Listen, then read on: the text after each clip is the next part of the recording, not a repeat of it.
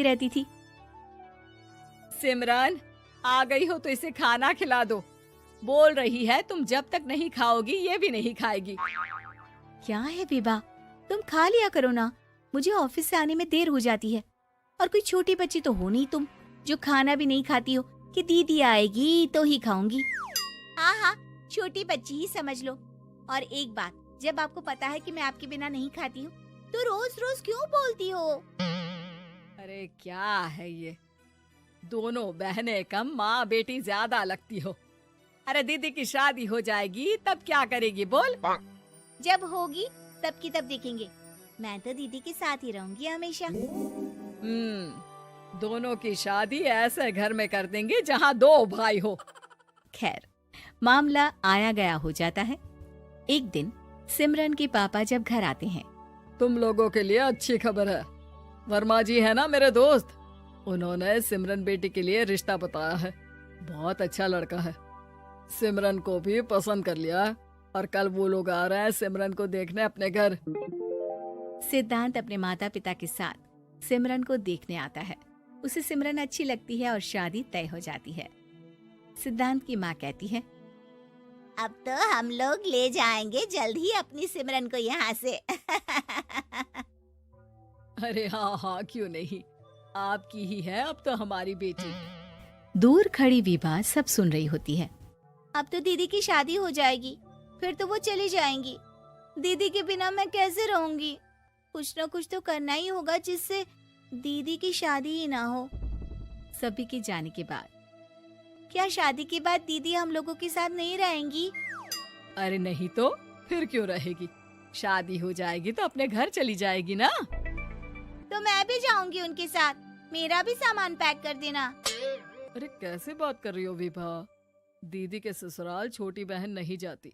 हाँ, कभी कभी जाकर मिलाना और रोज फोन पर भी बात कर लेना, ठीक है? नहीं पापा, आप तो जानते हैं मैं दीदी के बिना खाना भी नहीं खाती, ना ही मुझे उनके बिना नींद आती है। सिमरन बहन की बात सुनकर इमोशनल हो जाती है। अगले दिन से विभा खाना खाना छोड़ देती है। लोगों के लाख समझाने के बाद भी विभा ना खाती है ना ही सोती है। अंत में हार मानकर सिमरन सिद्धांत से मिलती है। सिद्धांत, मेरे मम्मी पापा ने बचपन से ही विभा और मुझे साथ रखा। वो मुझसे बहुत जुड़ी है। मुझे उसकी टेंशन रहेगी शादी के बाद, क्योंकि वो मेरे बिना नहीं रह सकती है। अरे ये तो छोटी सी बात है, वो हम लोगों के साथ हमारे घर में रह सकती है। जब उसकी अकल आ जाएगी या वो समझ जाएगी कि तुम्हारा घर वो नहीं बल्कि ये है, तो हम उसे घर छोड़ आएंगे, ठीक है? सिमरन खुश हो जाती है क्योंकि वो यही चाहती थी। वो माँ पिता से बात कर लेती है। अरे कैसी बात कर रही हो सिमरन, भला बेटी के ससुराल में हम छोटी बहन को कैसे भेज दे? जमाना क्या कहेगा? अरे तू पागल हो गया है, मना कर दे। इस शादी में इन लोगों का तो ये चलता ही रहेगा, कभी बहन यहाँ आ रही है, कभी वो बहन के पास जा रही है। अरे शादी हो रही है, कोई मजाक थोड़ी ना हो रहा है ना बाबा ना। माँ कैसी बात कर रही हो? सिमरन से मैं जुड़ाव महसूस कर रहा हूँ और इतनी सी बात के लिए इतनी अच्छी लड़की को कैसे छोड़ सकता हूँ? सिद्धांत की भी जिद होती है कि वो सिर्फ सिमरन से ही शादी करेगा, और होता भी वैसा ही है। सिद्धांत और सिमरन की शादी हो जाती है और दहेज में आ जाती है विभा। शादी के बाद बुआ सास कहती है, अरे माँ ना, साली आधी घर वाली होती है, लेकिन ये क्या, तुम तो उसे घर ही ले आए। तभी चाची कहती है, सिद्धांत को तो हम लोगों ने सीधा समझा था, लेकिन सबसे तेज तो यही निकला। अरे देखो कैसे दहेज तो नहीं लिया, लेकिन साली पर कब्जा कर लिया। सिद्धांत ने इस और तो सोचा ही नहीं था, लोग उन लोगों के बारे में ऐसी भी बात करेंगे। वो वहाँ से चला जाता है और चुपचाप अपने कमरे में लेट जाता है। क्या हुआ सिद्धांत, तुम अचानक से परेशान हो गए, कोई बात है क्या?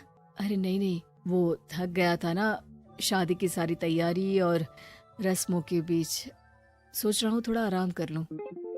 हाँ ठीक है, आप लेट जाइए, मैं विभा का बेड लगा देती हूँ जमीन पर। क्या वो यहाँ सोएगी? हाँ, बताया तो था कि उसे नींद नहीं आती मेरे बिना, तो तुम आराम से लेटो ऊपर, हम लोग नीचे बिछा लेते हैं। अरे नहीं, तुम दोनों आराम से लेटो ऊपर, मैं माँ पापा के रूम में जा रहा हूँ। सिद्धांत वहां से दूसरे कमरे में चला जाता है जहां सिद्धांत के पिता उससे कहते हैं, क्या बात है बेटा, तू उस कमरे में क्यों नहीं सो रहा? बहू से लड़ाई हो गई है क्या शादी के पहले दिन ही? अब नहीं पापा, वो दोनों बहनों को बात करनी थी और मुझे नींद आ रही है तो मैं यहाँ सोने चला आया। अगले दिन सिद्धांत तैयार होकर ऑफिस जाता है। ऑफिस में लंच के वक्त दोस्त कहता है, क्या बात है सिद्धांत, इतना सारा खाना एक ही दिन में? हाँ यार, वो सिमरन को खाना बनाने का शौक है तो उसी ने बनाया है। यार हम लोगों की तो सिर्फ एक ही बीवी है, इसकी तो दो है ना। सिद्धांत को गुस्सा आ जाता है। कैसी बात कर रहा है तू? अरे तू तो भाग्यशाली है जो बीवी के साथ साथ साली भी आ गई। अरे साली लोगों की तो आधी घरवाली होती है, तुझे तो पूरी की पूरी मिल गई। सिद्धांत का पारा अब 7वें आसमान में पहुंच जाता है। वो खड़ा होकर उस लड़के से लड़ने लगता है। हाँ, मेरी शादी में मेरी बीवी के साथ मेरी साली भी आई है, ये सच है, लेकिन सिर्फ कुछ समय के लिए, क्योंकि उसने सिमरन को बचपन से ही माँ की तरह देखा और यूं अचानक वो सिमरन से अलग नहीं रह सकती थी। इसलिए सोचो, अगर मेरी बीवी उसके लिए माँ का स्थान रखती है तो मेरा दर्जा क्या हुआ? तभी वहां बॉस आ जाता है। माफ करना सिद्धांत, यहाँ इस मेंटल लेवल के लोग हैं, जरूरी नहीं साली सिर्फ आधी घरवाली ही हो, कभी वो छोटी बहन तो कभी बेटी भी होती है। वेल डन सिद्धांत।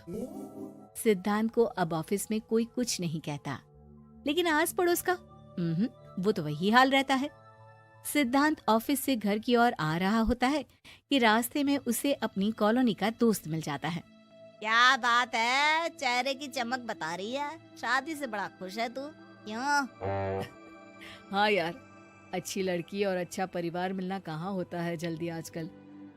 यार हमें भी दिला देना ऐसा परिवार जहाँ एक के साथ एक फ्री की स्कीम चल रही हो। सिद्धांत को फिर गुस्सा आ जाता है। वो दोस्त को मारने के लिए हाथ उठाता ही है कि वहाँ विभा आ जाती है। अरे जीजू, रहने दीजिए ना, ये लोग नहीं समझेंगे कि इंसानियत क्या होती है। ये सच है कि दीदी से कैसे दूर रहना ये मुझे पता नहीं था। आपने मुझे दीदी के पास रहने का मौका देकर ये समझने का मौका दिया कि लड़की का असली घर उसका ससुराल होता है। मैं समझ चुकी हूँ, मैं जा रही हूँ जीजू, लेकिन मैं खुश हूँ कि आपने मुझे अपनी छोटी बहन समझा। सभी उन लोगों को देखकर ताली बजाने लगते हैं। विभा अपने घर चली जाती है और सिद्धांत